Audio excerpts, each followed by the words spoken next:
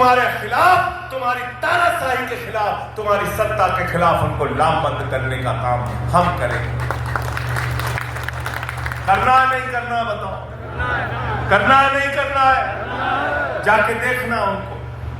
आप जा भी रहे हो, उनके पैरों में चप्पल नहीं है साथियों, तन पे कपड़ा नहीं है, बनियान पहने रहते हैं छोटे छोटे बच्चे।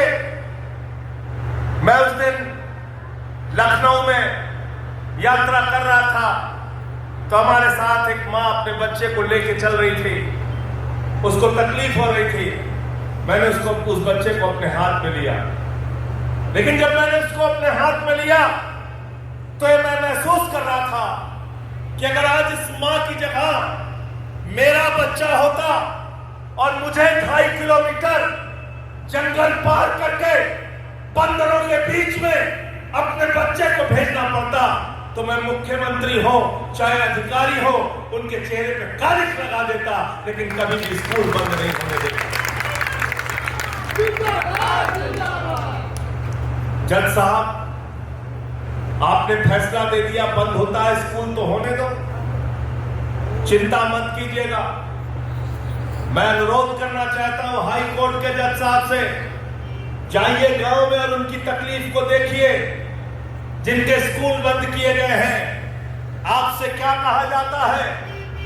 कहते हैं स्कूल में संख्या कम हो गई इसलिए हम स्कूल बंद कर रहे हैं। क्या कहते हैं? क्या कहते हैं? 50 से संख्या कम हो गई इसलिए हम स्कूल बंद कर रहे हैं। स्कूल में पहले मिड डे मील मिलता था, अब मिड डे मील में नमक रोटी मिलती है, मिड डे मील में नून भात मिलता है। बताओ कौन भेजेगा अपने बच्चों को? आप भीषण गर्मी में, अभी बलिया की खबर चल रही थी, 30 साल से एक सरकारी स्कूल में बिजली नहीं है, बिजली का कनेक्शन नहीं है। इस भीषण गर्मी में बिना पंखे के, बिना कूलर के कैसे बच्चा पढ़ने जाएगा सरकारी स्कूल में? बताओ। मिड डे मील में तुम नमक रोटी देते हो, बताओ कैसे सरकारी स्कूल में पढ़ने जाएगा? एक गरीब आदमी, एक दलित का बच्चा, एक मजदूर का बच्चा जो इस चाहत में सरकारी स्कूल में जाता है कि वो मिड डे मील पाएगा और दिन भर पढ़ के वापस लौटेगा, आपने उसकी मिड डे मील भी छीन ली।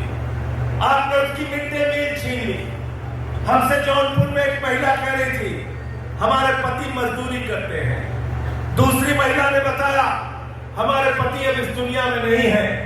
आप मुझे बताइए, योगी आदित्यनाथ जी से मैं पूछना चाहता हूं, प्रधानमंत्री नरेंद्र मोदी जी से मैं पूछना चाहता हूं, मोदी जी जरा हमको आप बताइए, ऐसे स्कूलों के बंद करने पर, ऐसे स्कूलों पे ताला लगाने पर क्या आपकी आत्मा आपको धिक्कारती नहीं?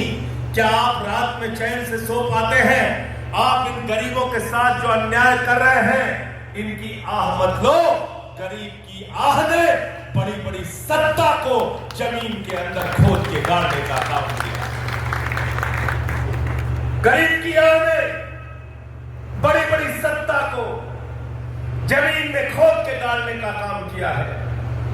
और यह आम आदमी पार्टी का जो जन्म हुआ है, यह आम आदमी पार्टी का जन्म हुआ है शिक्षा देने के लिए, यह आम आदमी पार्टी का जन्म हुआ है स्वास्थ्य देने के लिए, यह आम आदमी पार्टी का जन्म हुआ है फ्री बिजली देने के लिए, यह आम आदमी पार्टी का जन्म हुआ है फ्री पानी देने के लिए, अच्छी सड़कें देने के लिए, आपको पेंशन देने के लिए, आपको सुविधाएं देने के लिए, आपको रोजगार देने के लिए।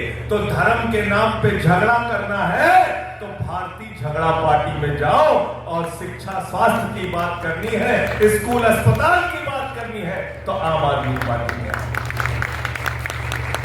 गलत तो नहीं कह रहा हूं? आम आदमी पार्टी के कार्यकर्ता को न शर्माने की जरूरत है, न सर झुकाने की जरूरत है। जब भी जाना सीना तान के लोगों के सामने कहना, हमने दिल्ली में 10 साल काम किया, हमने पंजाब में 10 साल काम किया, हमको काम के नाम पर वोट चाहिए, स्कूल अस्पताल चाहिए तो आम आदमी पार्टी के साथ आइए, फ्री बिजली चाहिए तो आम आदमी पार्टी के साथ आइए, धर्म के नाम पे झगड़ा चाहिए तो भारतीय जनता पार्टी के साथ जाइए। गलत तो नहीं कह रहा हूं? मैंने तो भाजपाइयों का नाम भी रखा है भारतीय झगड़ा पार्टी। जोर से बोलिए, भारतीय झगड़ा पार्टी। क्या नाम है इनका?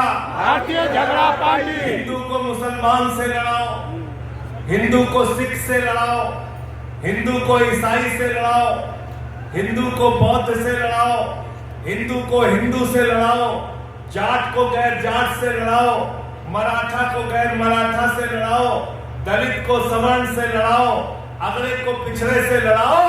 तो भारतीय जनता पार्टी जहां जहां रहेगी वहां क्या होगा? सिर्फ और सिर्फ झगड़ा। क्या होगा? झगड़ा।